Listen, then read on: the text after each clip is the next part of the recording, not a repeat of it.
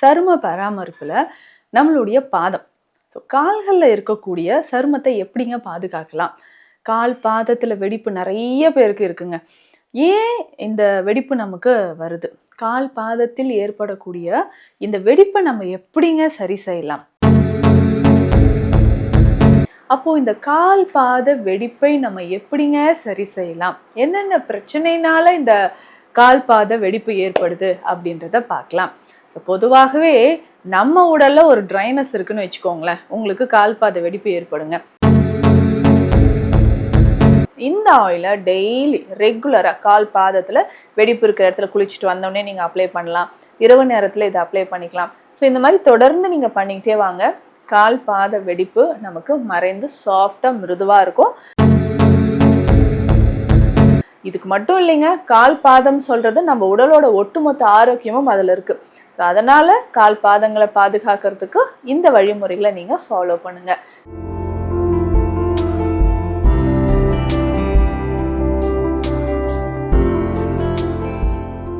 வணக்கம், நான் doctor Nithya, Siddha physician. இந்த பதிவில் நம்ம எதை பற்றி பார்க்க போகிறோம்? சரும பராமரிப்பில் நம்மளுடைய பாதம், கால்களில் இருக்கக்கூடிய சருமத்தை எப்படிங்க பாதுகாக்கலாம்? கால் பாதத்தில் வெடிப்பு நிறைய பேருக்கு இருக்குங்க. ஏன் இந்த வெடிப்பு நமக்கு வருது?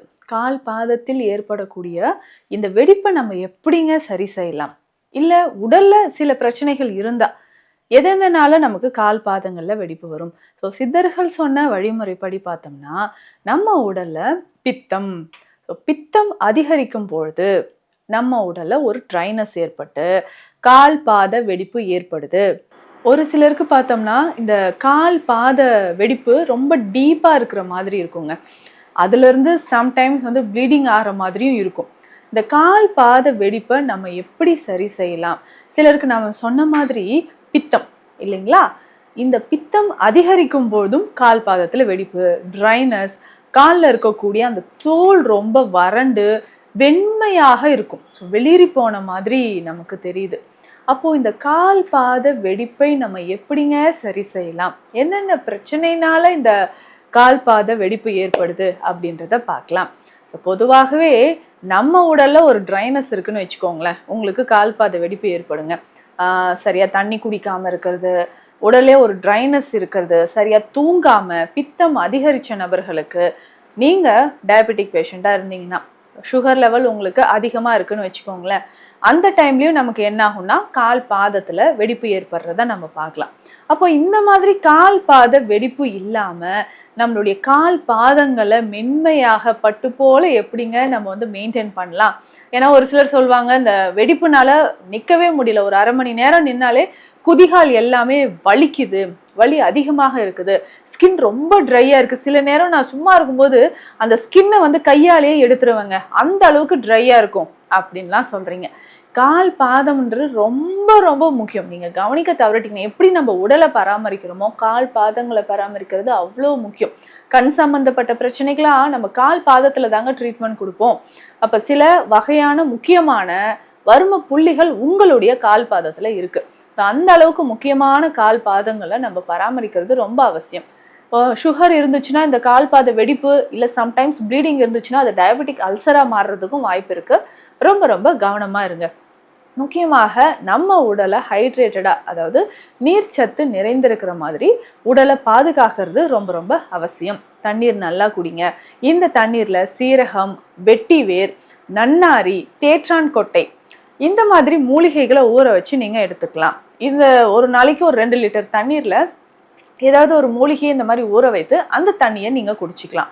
இல்லைன்னா சியா சீட்ஸ் இருக்கு பார்த்தீங்களா, ஸோ இதையுமே சியா விதைகளை ஒரு 1/2 ஸ்பூன் 1 லிட்டர் தண்ணீர்ல போட்டுட்டு அந்த தண்ணீரை நீங்க குடிச்சிக்கலாம். ஒரு நாளைக்கு ஒரு 1/2 லிட்டர் தண்ணீர் இந்த மாதிரி சியா சீட்ஸ் போட்டு நீங்க குடிக்கும் பொழுதும் உடல்ல அந்த நீர்த்துவம் நமக்கு நல்லாவே பேலன்ஸ் ஆகிறது பார்க்க முடியும். ஸோ இதுக்கப்புறம் பார்த்தீங்கன்னா அந்த கால் பாதங்களை பராமரிக்கிறது ரொம்ப அவசியங்க. தினம்தோறும் நீங்கள் குளிக்கும்பொழுது கால் பாதத்தையும் சேர்த்து கொஞ்சம் கவனிச்சுக்கோங்க. ஸோ நீங்கள் அதிகமாக சோப் யூஸ் பண்ணுறீங்கன்னாலும் அது ட்ரைனஸ் ஆகும். ஸோ நலங்கு மாவும் உங்களுக்கு ரொம்ப ரொம்ப பெஸ்ட். குளியல் பொடியும் உங்களுக்கு ரொம்ப ரொம்ப பெஸ்ட்டாக இருக்கும்.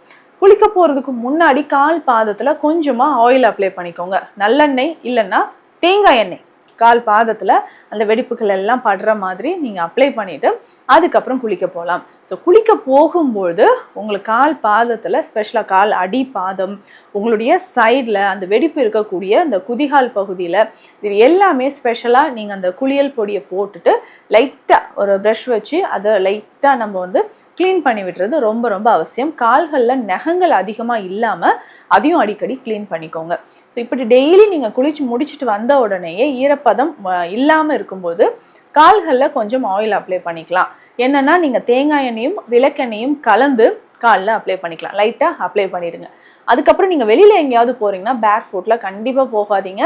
வெறும் காலோட ரொம்ப நேரம் நடக்கிறது, நின்றுக்கிட்டே இருக்குது. கிச்சன்லாம் நிறைய லேடிஸ் நின்றுக்கிட்டே இருப்பீங்க. 3-4 ஹவர்ஸ் நின்று ஒர்க் பண்ணுறதுனாலையும் கால் பாதங்களில் அதிகமான வெடிப்பு ஏற்பட வாய்ப்புகள் இருக்குது. ஸோ அதனால் கால்களுக்கு வந்து நீங்கள் வீட்டில் யூஸ் பண்ணக்கூடிய செப்பல்ஸ், நல்லா சாஃப்டாக இருக்கக்கூடிய செப்பல்ஸ் யூஸ் பண்ணிக்கலாம், இல்லை சாக்ஸ் யூஸ் பண்ணலாம். அந்த மாதிரி செய்யும்பொழுது கால்களுக்கு டைரெக்டாக நமக்கு வந்து அந்த வெப்பமோ இல்லை டஸ்ட்டோ படியாமல் கால் பாதத்தில் வெடிப்புகளும் வராமல் இருக்கும். ஸோ நைட் நீங்கள் தூங்கும்பொழுது கொஞ்சம் வெதுவெதுப்பான தண்ணீரில் கல்லுப்பு போட்டுட்டு கால்களை அந்த தண்ணீரில் வச்சுருங்க. ஸோ குதிகால் பகுதியில் நல்லா என்ன பண்ணணும்னா நம்ம விளக்கெண்ணெய், கொஞ்சம் மஞ்சள் பொடி, கஸ்தூரி மஞ்சள் போட்டு மிக்ஸ் பண்ணி காலில் அப்ளை பண்ணிக்கலாம். சித்த மருத்துவத்தில் கிளிஞ்சல் மெழுகு, குங்குளிய வெண்ணெய் இந்த மருந்துகள் இருக்குங்க. ஸோ இதையுமே நம்ம என்ன பண்ணலான்னா கால் பாதத்தில் உங்களுக்கு வெடிப்பு இருக்கக்கூடிய இடத்துலலாம் அதுக்கு உள்ள நல்லா டீப்பாக படுற மாதிரி இந்த மருந்துகளை நீங்கள் அப்ளை பண்ணலாம். ஸோ கிளிஞ்சல் மெழுகோ இல்லை குங்குளிய வெண்ணெயும் நீங்கள் அப்ளை பண்ணிக்கிட்டே வரலாம். இதனோடையும் ஒரு 2-3 துளிகள் விளக்கெண்ணெய் சேர்த்து நல்லா மிக்ஸ் பண்ணிவிட்டு நம்ம குதிகால் பகுதியில் இல்லை கால் முழுவதுமே ஒரு சிலருக்கு பார்த்திங்கன்னா வெடிப்பு இருக்கும். பல்மோ பிளான்டர் சோரியாசிஸ் அப்படின்ற ஒரு கண்டிஷனுங்க. இந்த பல்மோ பிளான்டர் சோரியாசிஸ் இருக்கக்கூடிய நபர்களுக்குமே பார்த்திங்கன்னா உள்ளங்கை உள்ளங்கால் இங்கே தான் அதிகமான ஒரு நமக்கு மறுத்து போகிற ஒரு உணர்வோ, தோல் வந்து ட்ரை ஆகிட்டு அதுலேருந்து பீலாய் வர மாதிரியே இருக்கும். ஸோ ரொம்ப ஒரு வறட்சித்தன்மை, தோல் உரியறது, வெடிப்புகள் நமக்கு உள்ளங்கால் பகுதியில் ஏற்படுறது எல்லாமே இருக்கும்.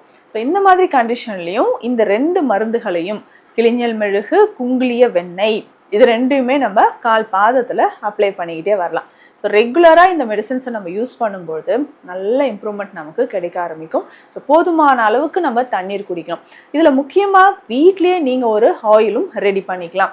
ஸோ இந்த ஆயில் ரெடி பண்ணுறதுக்கு இந்த ஆமணக்கு இலைகள் இருக்குது பார்த்தீங்களா, அது எடுத்துக்கணும். ஸோ தேங்காய் எண்ணெயோட 100 ml தேங்காய் எண்ணெய்னா 50 ml விளக்கெண்ணெய் மிக்ஸ் பண்ணிவிட்டு ஆமணக்கு இலைகள் சின்ன சின்னதாக கட் பண்ணி இதில் சேர்த்துக்கணும். ஸோ இதனோட ஒரு 10 கிராம் அளவுக்கு தேன் மெழுகு, அது வந்து லாஸ்ட்டாக கூட நம்ம ஆட் பண்ணிக்கலாம். ஒரு 10-15 கிராம் அளவுக்கு தேன் மெழுகு நமக்கு தேவைப்படும். ஸோ இதனுடைய நன்னாரி பவுடர், வெட்டிவேர் பவுடர் மற்றும் மஞ்சள் பொடி, ஆமணக்கு இலைகள் ஒரு கைப்பிடி அளவு சேர்த்து நல்லா எண்ணெயாக காய்ச்சி வடிகட்டிட்டு சூடாக இருக்கும்போது அந்த தேன் மெழுகு அதில் போட்டு மிக்ஸ் பண்ணிக்கோங்க. ஸோ நல்லா திக்காக நமக்கு ஆயில் கிடைக்கும். இந்த ஆயிலை டெய்லி ரெகுலராக கால் பாதத்தில் வெடிப்பு இருக்கிற இடத்துல குளிச்சுட்டு வந்தோடனே நீங்கள் அப்ளை பண்ணலாம். இரவு நேரத்தில் இதை அப்ளை பண்ணிக்கலாம். ஸோ இந்த மாதிரி தொடர்ந்து நீங்கள் பண்ணிக்கிட்டே வாங்க. கால் பாத வெடிப்பு நமக்கு மறைந்து சாஃப்டாக மிருதுவாக இருக்கும். இதுக்கு மட்டும் இல்லைங்க, கால் பாதம் சொல்கிறது நம்ம உடலோட ஒட்டுமொத்த ஆரோக்கியமும் அதில் இருக்குது. ஸோ அதனால் கால் பாதங்களை பாதுகாக்கிறதுக்கு இந்த வழிமுறைகளை நீங்கள் ஃபாலோ பண்ணுங்கள். சரும பிரச்சனைகளோ இல்லை கால் பாதத்தில் தீராத வெடிப்புகள் இருக்குது அப்படின்னா இதற்கான சித்த மருத்துவ ஆலோசனைகள் தேவைப்பட்டால் ஸ்க்ரீனில் இருக்க நம்பருக்கு கால் பண்ணுங்கள். நன்றி.